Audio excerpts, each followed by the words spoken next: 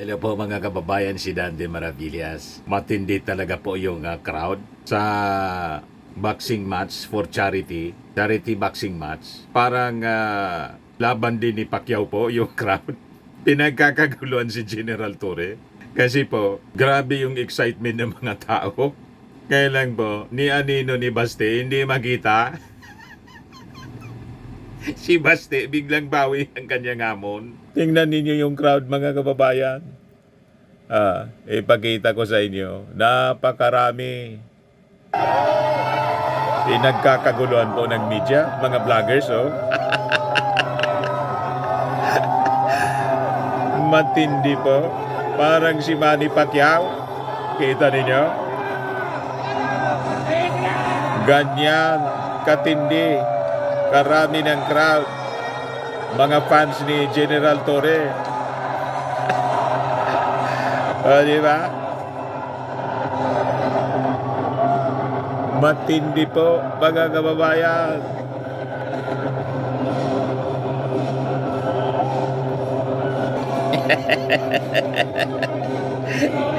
Grabe po.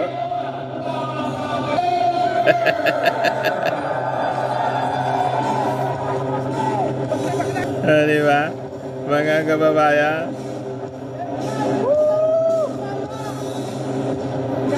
Napakatikas ni General Torre.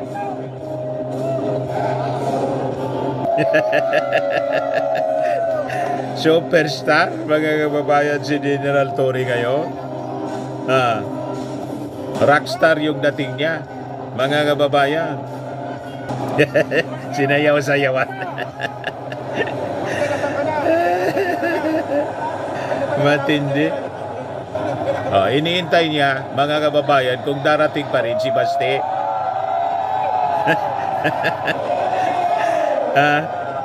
In the red corner. Sanay na sanay po kasi dati siyang boxer ng PNPA. Nagkamali ng hinamon si Baste Duterte.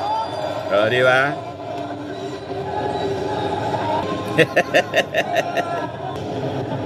O ngayon, binilangan mga kababayan.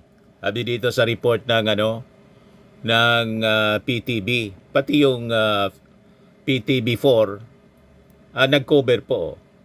Panoorin, diniklarang panalo si Philippine National Police Chief General Nicolas Torre matapos bigong makasipot si Davao City Acting Mayor Baste Duterte. So binilangan po, may countdown, 10 seconds. Panoorin natin yung countdown mga kababayan.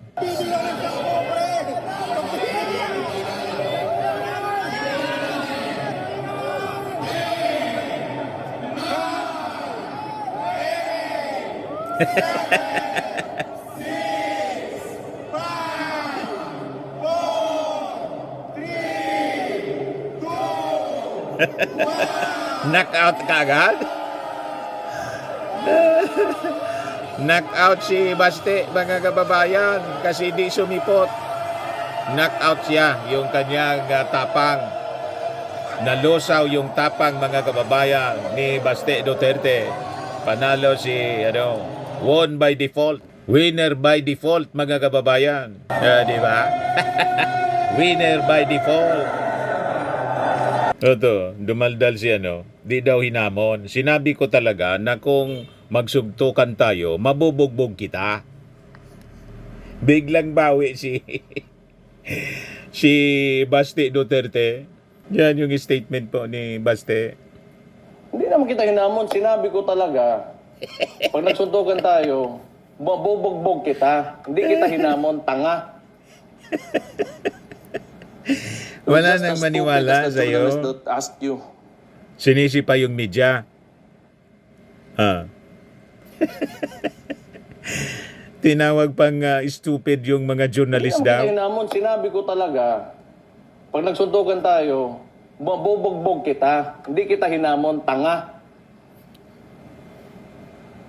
You're just as stupid as the journalist that asked you.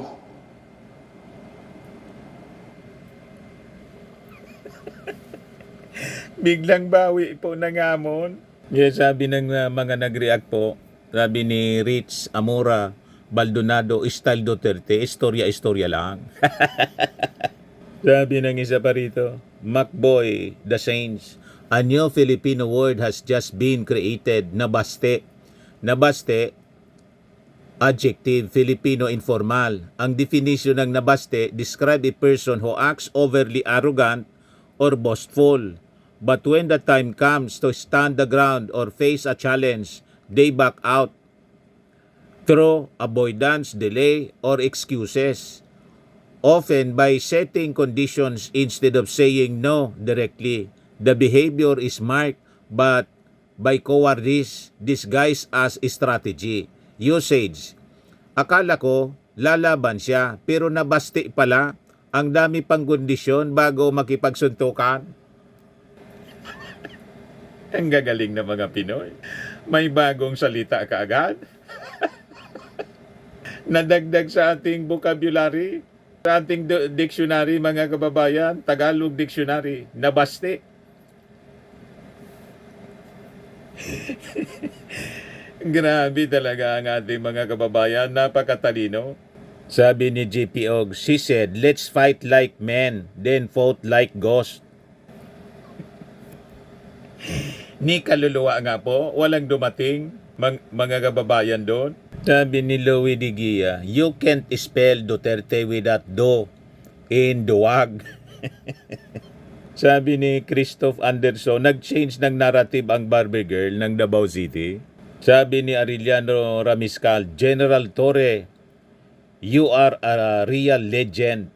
Sabi ni Rafi Rosal Padrigano, Duterte, the Duterte trademark.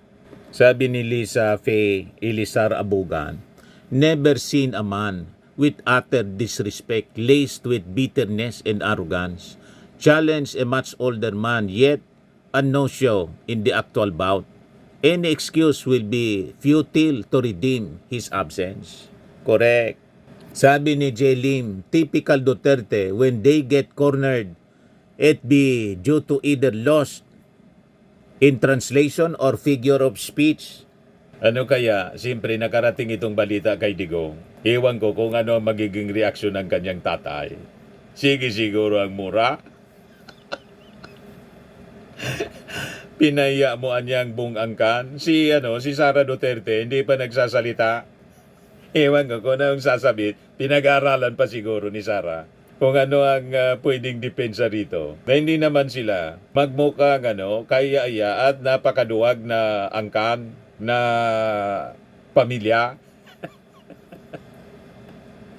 Di ba po? Hindi pa nagsasalita. Iniisip siguro pinagdidiskusyonan ano ba niya yung ating depensa. Yan po kasi ang problema sa madaldal. No talk, no mistake. More talk, more mistakes. Kaya dumaldalan kayo. Diba? Sabi ni Chu Mind, Talawan Choy, gabasa ra ba ni mo. Sabi ni Bobby Bernas, he's a Barbie girl in a Barbie world. Sabi ni Nili Villar, ano yon, joke only? Sabi ni Vic Ugena, I guess it runs in the blood. Ladies and gentlemen, the Sodo Strongman bloodline. Sabi ni Novam Vitan, it was your chance to walk the talk, but instead, you talk, and walk away. Sabi ni Hazel Christine, flexing his tattoo. Nabaste or mag-jet ski, same vibe. Sabi ni Justin, sayang ang tattoo. Sabi ni Glenn Libonaw, don't show your teeth if you cannot bite.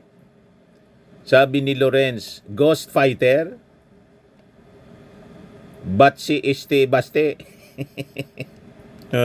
Bicolano, Anthony Belmonte, sabi, mayo ka man palan, puro lang taram. Sabi ni Aris Damian, very inday, ingay lang. Ngak-ngak man ko kakul. Sabi ni TJ, tulad ng atin niya, biglang binabago context ng previous statement. Anyway, mga kababayan, ganun talaga. Nabasti tayo. Nabudol. Nabudol yung boxing match na for charity. Pero anyway, 16 million po yung naliko. Diretso po sa DSWD, kaya walang problema para iayuda sa mga nasalanta. Maganda pa rin yung naging resulta. So kung hindi pa po kayo nakasubscribe dito sa ating YouTube channel, bagong YouTube channel, Life with Dan TM, click subscribe po ninyo. At yung mga gustong mag-negosyo po nito at mag-consume, itry po ninyo. Napakagandang produkto, amazing pure organic barley, powdered drink mix from Australia.